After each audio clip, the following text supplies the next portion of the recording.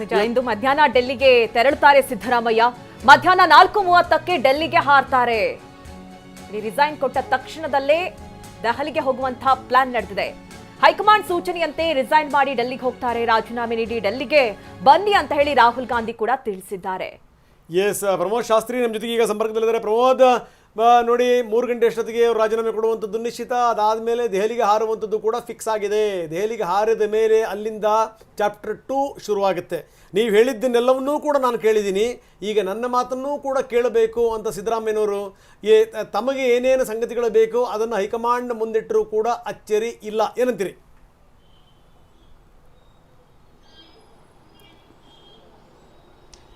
ಖಂಡಿತವಾಗ್ಲೂ ಈಗ ರಂಗನಾಥ್ ಸಿದ್ದರಾಮಯ್ಯನವರಿಗೆ ನೆಗೋಸಿಯೇಷನ್ಸ್ ಮಾಡೋದಕ್ಕೆ, ಬಾರ್ಗೇನ್ ಮಾಡೋದಕ್ಕೆ ಹೆಚ್ಚಿನ ಸ್ಪೇಸ್ ಸಿಕ್ಕತ್ತೆ, ಹೆಚ್ಚಿನ ಅಧಿಕಾರ ಸಿಕ್ಕತ್ತೆ. ಯಾಕಂದ್ರೆ ಹೈಕಮಾಂಡ್ ಸೂಚನೆಯಂತೆ ಈಗಾಗಲೇ ರಾಜೀನಾಮೆಯನ್ನು ಕೊಟ್ಟು ದೆಹಲಿಗೆ ಹೋಗ್ತಾ ಇದ್ದಾರೆ. ರಾಜೀನಾಮೆ ಕೊಟ್ಟ ಬಳಿಕ 4:30ಕ್ಕೆ ಇವತ್ತು ದೆಹಲಿಗೆ ಹೋಗ್ತಾರೆ ಅಂತ ಹೇಳಲಾಗ್ತಾ ಇದೆ ರಂಗನಾಥ್.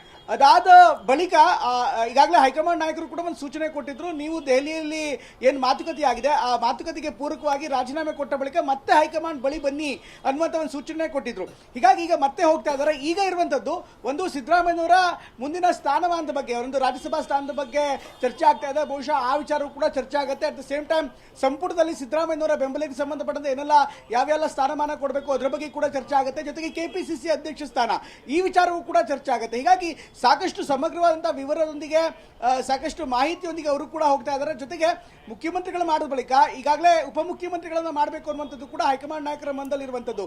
ಉಪಮುಖ್ಯಮಂತ್ರಿಗಳನ್ನ ಮಾಡೋದಿದ್ರೆ ಜಾತಿ ಸಮೀಕರಣ ಕೂಡ ಮಾಡಬೇಕಾಗತ್ತೆ. ಜಾತಿ ಸಮೀಕರಣ ಮಾಡುವಂಥ ಸಂದರ್ಭದಲ್ಲಿ ಬೆಂಬಲಿಗರ ಅಂದರೆ ಸಿದ್ದರಾಮಯ್ಯನವರ ಬೆಂಬಲಿಗರಿಗೂ ಕೂಡ ಸೂಕ್ತವಾದಂಥ ಸ್ಥಾನಮಾನವನ್ನು ಅವರು ನಿರೀಕ್ಷೆ ಮಾಡ್ತಾರೆ. ಹೀಗಾಗಿ ಅದನ್ನು ಕೂಡ ಮುಖ್ಯಮಂತ್ರಿಯ ಜೊತೆಗೆ ಉಪಮುಖ್ಯಮಂತ್ರಿಯ ಸ್ಥಾನ, ಸಚಿವ ಸಂಪುಟದ ಸ್ಥಾನ, ಜೊತೆಗೆ ಅವರ ರಾಜ್ಯಸಭಾ ಸ್ಥಾನ, ಅವರ ಮುಂದಿನ ವಿಚಾರಗಳು ಈಗ ಇರುವಂಥ ಮಾಹಿತಿ ಅವರ ರಾಜ್ಯಸಭಾ ಸ್ಥಾನಕ್ಕೆ ಅಥವಾ ಅಷ್ಟೊಂದು ಒಲವಿಲ್ಲ ಅಂತ.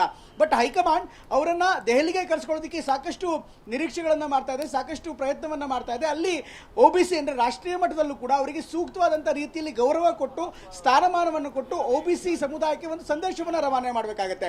ಮುಖ್ಯಮಂತ್ರಿಗಳನ್ನ ಬದಿಗೊತ್ತಿ ರಾಜ್ಯದಲ್ಲೇ ಇಳಿಸಿದ್ರೆ ಅವರನ್ನ ಅಧಿಕಾರದಿಂದ ತೆಗೆದ್ರು ಅನ್ನುವಂಥ ಒಂದು ಸಂದೇಶ ಹೋಗುತ್ತೆ. ಅದರ ಬದಲಾಗಿ ಮುಖ್ಯಮಂತ್ರಿಗಳನ್ನ ರಾಜ್ಯದಿಂದ ರಾಷ್ಟ್ರ ರಾಜಕಾರಣಕ್ಕೆ ಕರೆದೊಯ್ದು ರಾಷ್ಟ್ರ ರಾಜಕಾರಣದಲ್ಲಿ ಕಾಂಗ್ರೆಸ್ ಪಕ್ಷದಲ್ಲಿ ಕೊಡಬಹುದಾದಂಥ ಉತ್ತಮ ಸ್ಥಾನಮಾನವನ್ನು ಕೊಟ್ಟರೆ ಆಗ ಆ ಸಮುದಾಯಗಳಿಗೂ ಕೂಡ ಒಂದು ಮೆಸೇಜ್ ಪಾಸ್ ಆಗುತ್ತೆ.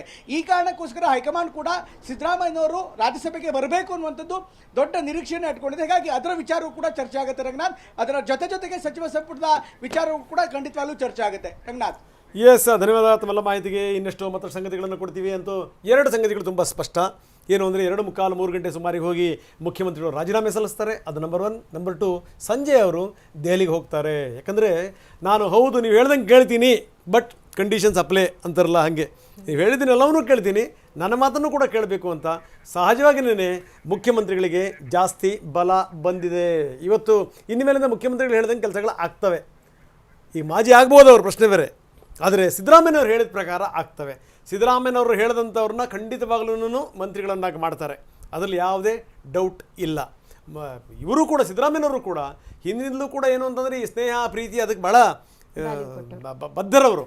ಹೌದು. ಸೊ ಅಂಥ ಸಿದ್ದರಾಮಯ್ಯ ಅಷ್ಟು ಸುಲಭವಾಗಿ ಬಿಡಲ್ಲ. ಅವರು ನಿನ್ನೆ ತಮಗೆ ಬೇಕಾದಂಥವ್ರನ್ನ ಭೇಟಿ ಮಾಡಿದಂಥ ಸಂದರ್ಭದಲ್ಲೂ ಕೂಡ ಅದೇ ಮಾತನ್ನು ಹೇಳಿದ್ದು, ನೀವೇನು ಯೋಚನೆ ಮಾಡಬೇಡಿ ನಾನಿದ್ದೀನಿ ಅಂತ. ಸೊ ಹೀಗೆ ನೋಡಬೇಕು, ಇನ್ನು ಮೇಲಿಂದ ಏನೇನು ಆಗುತ್ತೆ ಅನ್ನುವಂಥದ್ದು ಇದೆಯಲ್ಲ, ವೆರಿ ಇಂಪಾರ್ಟೆಂಟ್. ಅಲ್ಲ, ಇದುವರೆಗೆ ಕುತೂಹಲ ಇದ್ದಿದ್ದು ಸಿಎಂ ಸಿದ್ದರಾಮಯ್ಯ ಯಾವಾಗ ರಾಜೀನಾಮೆ ಕೊಡ್ತಾರೆ ಅನ್ನೋದೊಂದು, ಅದಾದ ನಂತರದಲ್ಲಿ ಯಾರು ಸಿಎಂ ಆಗ್ತಾರೆ ಅನ್ನೋದು.